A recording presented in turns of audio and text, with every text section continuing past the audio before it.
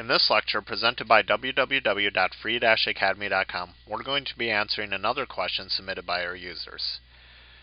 Sketch the graph of the function g with the following properties. G of x is continuous and the second derivative of g of x is greater than 0 for all x.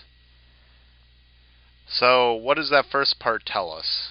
Well, first of all, that g is going to exist everywhere. And because the second derivative is greater than 0, positive, that means it's concave up everywhere.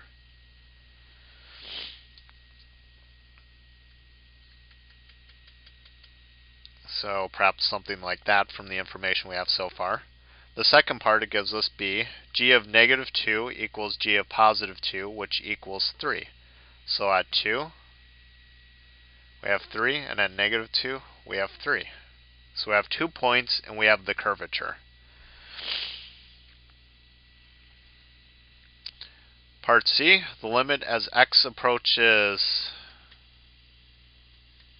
negative infinity of g of x equals 2, and the limit as x approaches positive infinity of g of x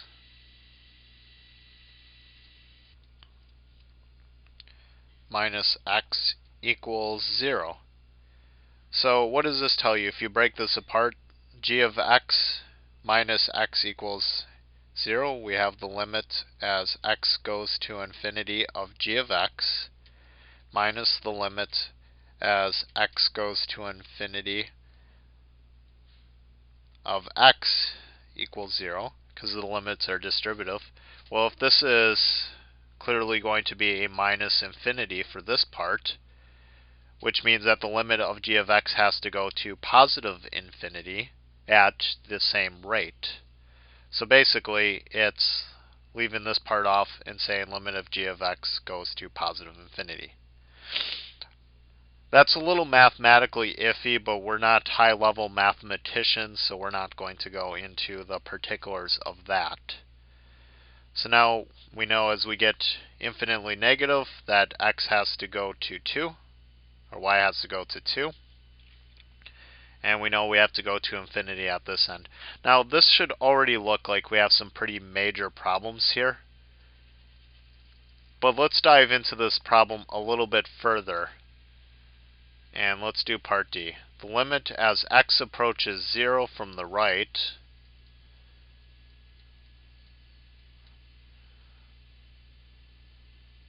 of g of x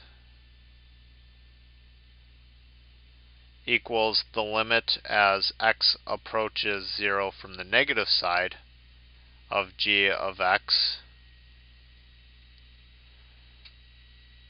and they both equal positive infinity.